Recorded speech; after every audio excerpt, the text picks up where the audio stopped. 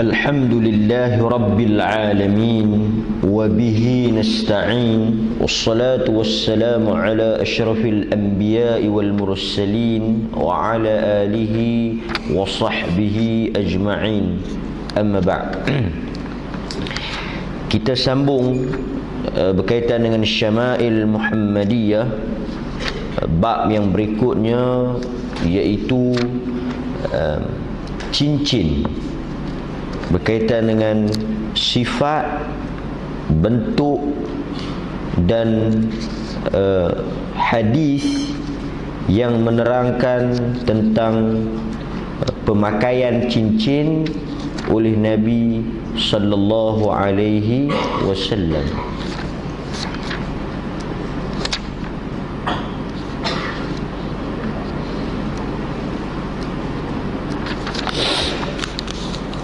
Bab ma jaa fi dzikri khatamir Rasulillah sallallahu alaihi wasallam. Bab pada menyatakan tentang hadis-hadis berkaitan dengan khatam. Khatam maksudnya cincin Rasulillah sallallahu alaihi wasallam.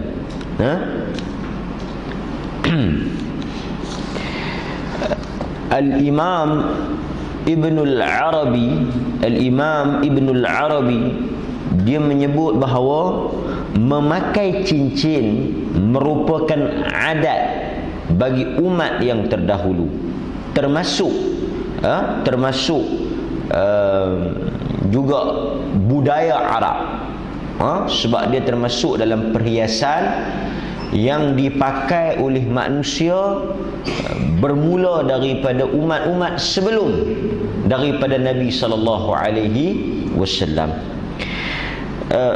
Menurut Syekh Abdul Razzaq Al-Badr menyatakan bahawa hukum memakai cincin hanya akan menjadi sunat apabila mempunyai keperluan, seperti pemimpin yang perlu menggunakan cincin dengan tujuan sebagai cop rasmi.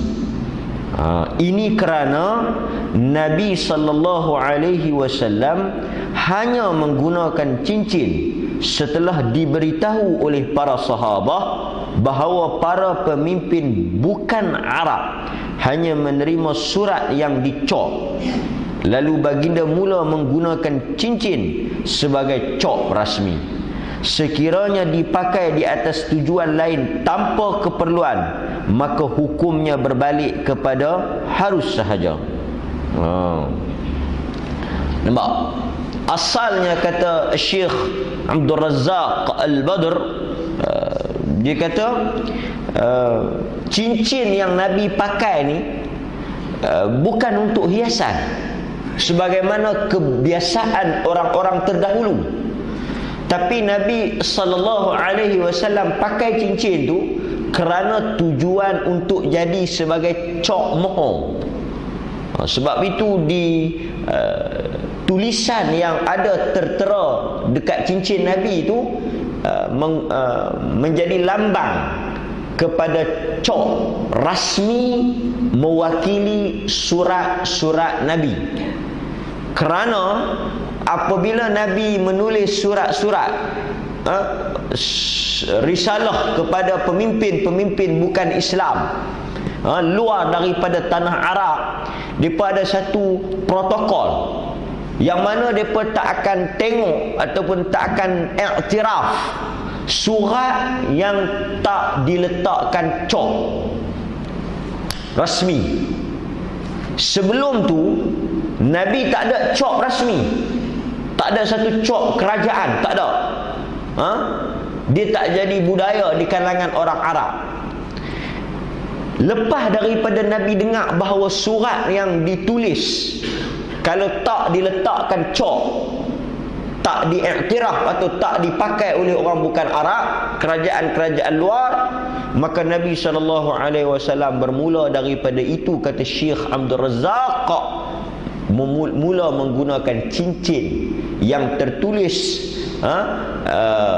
perkataan Muhammad Rasulullah itu sebagai cop rasmi yang dilekatkan di surat-surat Nabi sallallahu alaihi wasallam. Kalau kita tengok daripada kenyataan ini, satu, benda-benda yang bersifat pentadbiran, admin, sesuatu yang berubah dan mengikut keadaan semasa. Sebab kalau kita kaji ataupun kita baca kitab-kitab berkaitan dengan dia panggil as-siyasah asy-syar'iyyah, berkaitan dengan politik ataupun pentadbiran ni, kebanyakannya tak berdalil. Tak ada dalil. Tak ada sebagaimana ibadat. Ada 1, 2, 3. Tapi urusan pentadbiran negara, urusan kepimpinan, urusan pengurusan negara, perkara-perkara ini balik kepada al-maslahah. Sekiranya benda tu ada kebaikan, ada manfaatnya, ada keperluan, maka pemimpin sesebuah negara Islam itu boleh melakukannya. Boleh melakukannya. Boleh melakukannya. Sebagaimana dalam kaedah menyebut tasarruful imam manutun bimaslahah ar-ra'iyah. Satu kaedah yang diletakkan oleh ulama-ulama kita, tasarruful imam, setiap tindakan pemerintah itu, setiap tindakan kerajaan itu dibenarkan oleh Islam, diharuskan oleh Islam, dengan syarat apa yang dia putuskan itu mestilah menjaga kemaslahatan rakyat. Apa sahaja perintah, arahan, peraturan, tindakan, undang-undang yang pemerintah nak buat, dia nak wajibkan. Dalil tak ada. Termasuklah GST ke, cukai apa bala ke, kan? Dalil tak ada. Dalil suruh tak ada, perintah tak ada. Tapi pemerintah, kerajaan, pemimpin, ulul amri, dia boleh buat. Agama benarkan. Agama bagi satu kuasa untuk dia takbir urus kerajaan ataupun rakyat orang Islam ni, apa yang dia fikirkan baik untuk rakyat. Dan apabila pemerintah putuskan, rakyat tak boleh membantah. Sebagaimana Al-Quran menyebut, ati'ullaha war rasul wa ulil amri minkum. Taatlah kepada Allah dan Rasul serta pemerintah daripada kalangan kamu. Maknanya perkara-perkara yang tak ada dalam Quran, tak ada dalam sunnah, tapi pemerintah buat, yang bukan isu ibadat ni. Bukan dia buat sembahyang baru ke, dia buat apa, ibadat baru, tak. Maknanya dalam kehidupan kita wajib. Dia wajibkan lesen, dia wajibkan apa dia ni, sistem traffic light kan, sistem lampu isyarat, sistem pengangkutan jalan ni, semua yang benda-benda tak ada dalil tapi dia wajibkan. Maka ketika itu rakyat mesti tunduk dan taat. Itu dia punya asas dia. Asasnya. Cuma kita nak sebut di sini, cincin yang Nabi pakai pun ada fungsi dia. Yang mana kata Syekh Abdul Razak, kalau manusia pakai dengan tujuan yang Nabi pakai, barulah dia dapat pahala. Tapi kalau dia pakai sebagai adat, hiasan, tak ada fungsi macam Nabi pakai, tak boleh apa, harus saja. Kerana dia kata Nabi bukan pakai untuk hiasan, tapi dia pakai untuk tugas. Jadi kalau kita sama niat dengan Nabi, okey. Kalau tak sama, kita tak dapat apa yang apa yang Nabi lakukan. Manakala Zainuddin Al-Iraqi, salah seorang ulama dalam hadis, dia kata apa? Tidak diturunkan atau tidak dijelaskan bagaimana sifat cincin Nabi secara detail. Ni Tok Guru kepada Ibnu Hajar, jaguh hadis. Dia yang cek balik hadis-hadis dalam Ihya Ulumuddin. Dia kata apa? Dia kata tak dijelaskan di dalam hadis bagaimana sifat cincin Nabi. Adakah dia bersegi 4 atau 3 segi atau bulat? Maka orang ramai boleh memakai cincin dengan sifat yang pelbagai. Ini dia punya gambaran umum dia. Cincin yang Nabi pakai tu tak diketahui bentuknya secara tepat. Bulat ke, 4 segi ke, 3 segi ke, bujuk ke, apa ke. Tapi dia cincin. Cincin ni kalau kita tengok, halaqatun dzatun qas min ghairiha. Dia satu yang halaqah, sesuatu yang bulat lah. Sebab dia nak pakai di tangan. Tapi boleh juga dalam bentuk 4 segi. Boleh juga kalau kita nak pakai. Asasnya macam tu kan. Jadi tak ada siapa boleh claim ni cincin Nabi. Sebab pertama, tak diketahui macam mana cincin Nabi, bentuknya secara detail. Yang kedua, tentulah cincin Nabi SAW sudah tak wujud. Cincin yang dipakai oleh Nabi itu tentulah tak wujud. Saya akan tengok dalam hadis-hadis Nabi SAW. Okey. Itu sedikit. Maknanya pemakaian cincin ni bukan suatu syariat, tapi dia adalah sunnah adat, perbuatan yang dilakukan kerana sebab. Kerana sebab. Tetapi macam kita duk katalah, kalau satu orang dia pakai cincin, kemudian dia niat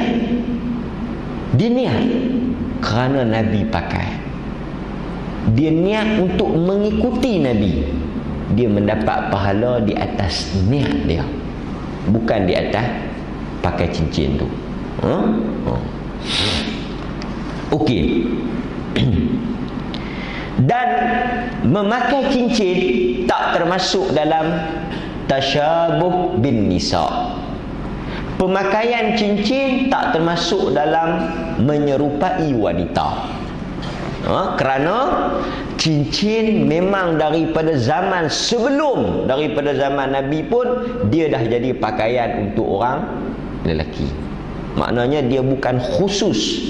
Yang kita tak boleh tiru ni kalau benda tu khusus wanita pakai, seperti rantai, subang, gelang. Yang ni memang khusus daripada dulu lagi pemakaian wanita.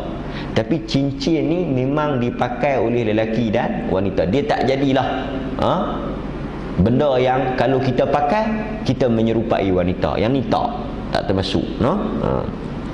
Cuma kalau cincin tu dia cincin yang orang perempuan pakai, kan, jenis halus, jenis kalau orang tengok ni cincin orang perempuan, yang tu mungkin kita boleh bincang hukum dia, kan. Mungkin pakai tu tak menyerupai, tapi bentuk cincin tu boleh jadi menyerupai wanita. Macam kita sebut kan, beg duit ada yang bentuk wanita. Guna beg duit ni dua-dua pakai, laki pakai, perempuan pakai, tapi dia ada ciri-ciri dia. Dia ada dompet laki-laki, dompet perempuan. Yang mana kalau dompet perempuan tu nak dipakai oleh lelaki, hukum dia haram. Kerana Nabi laknat orang yang cuba menyerupai wanita. Demikian juga kalau wanita nak guna barang-barang yang dipakai oleh lelaki, jam, beg, seluar, baju, yang benda tu pakaian lelaki, yang ni haram. Haram pada unsur penyerupaan. Itu sikit. Kita tengok hadis yang pertama dalam bab ni. Hadis yang pertama dalam bab ni. Daripada Anas bin Malik. Anas bin Malik meriwayatkan kana khatamun nabi sallallahu alaihi wasallam min wariqin wa kana qassuhu khabashiyya kana qassuhu khabashiyya. Apa maksud dia? Sesungguhnya cincin Nabi sallallahu alaihi wasallam, khatamun nabi, min wariqin, daripada perak, silver, daripada perak. Wa kana qassuhu, dan batunya habashiyya, iaitu daripada batu hitam Habsyah. Nabi punya, dia punya cincin dia tu perak, dia punya gelung tu perak, batu yang dia pakai tu batu hitam. Jadi gabungan besi perak dengan batu hitam. Itu yang disebut oleh Anas bin Malik dalam riwayat At-Tirmidzi. Okey, hadis yang kedua dalam bab ni, anna an-nabiy sallallahu alaihi wasallam ittakhadha khataman min fiddatin fakana yakhtimu bihi wa la yalbasuhu. Yani riwayat yang lebih jelas, iaitu daripada Abdullah ibn Umar meriwayatkan sesungguhnya Nabi sallallahu alaihi wasallam menggunakan cincin daripada perak. Ini riwayat yang kedua yang kata daripada perak, dan baginda menggunakannya sebagai cok dan tidak memakainya di jari. Abdullah bin Umar kata Nabi simpan as a mohon, sebagai cok, khatam, untuk tanda tangan kepada surat. Dan kata Abdullah bin Umar, dia tidak memakai. Dia tidak memakainya. Sebab tu kita tengok tadi, apa dia ni, ada pandangan ulama yang kata kalau kita gunakan cincin sebagaimana kegunaan Nabi, baru kita dapat sunat. Kalau kita tak guna macam mana kegunaan Nabi, maka dia hanya sebagai satu pakaian, macam kita pakai baju, pakai seluar ni, dia macam tu je. Tak ada kelebihannya. Okey, kita tengok hadis yang ketiga. Kana khatamur rasul, khatamu Rasulullah sallallahu alaihi wasallam min fiddatin qassuhu minhu. Yani yang agak berbeza sikit, tapi Anas juga, Anas bin Malik juga. Apa dia asal kita tengok macam mana Anas dia bagi tahu 3-4 jenis. Kata Anas, cincin Nabi min fiddatin, daripada perak, qassuhu minhu, batunya juga daripada perak. Batunya juga daripada perak. Kalau kita tengok, mungkin cincin Nabi SAW lebih daripada satu lah. Sebab tadi batu daripada Habsyah, kalau hitam. Yang ni batu tu sendiri, kata Anas bin Malik, orang yang sama meriwayatkan hadis tu, dia kata daripada perak. Daripada perak. So kita tengok apa yang difahami oleh para ulama. Kita perhabis dulu hadis-hadis yang ada. Okey, kita tengok pula daripada Anas bin Malik lagi. Sebab Anas ni dia pembantu peribadi, setiausaha sulit lah.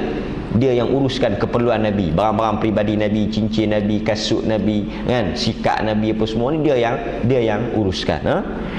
Lamma arada Rasulullah, kata Anas, an yaktuba ila al-ajam, qila lahu innal ajam la yaqbaluna illa kitaba alayhi khatam, fastana'a khataman faka'anni anzuru ila bayadihi fi kaffihi.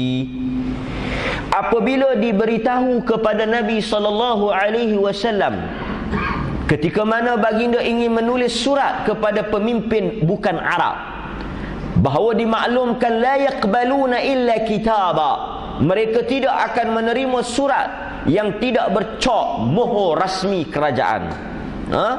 Fastana'a, maka kata Anas, Nabi mengarahkan untuk dibuatkan. Start daripada situ, kata Anas, Nabi mengarahkan supaya dibuatkan sebentuk cincin, dan seolah-olah aku melihat, kata Anas, bayadihi, cahaya kilauan, sinaran putih. Pasal apa putih?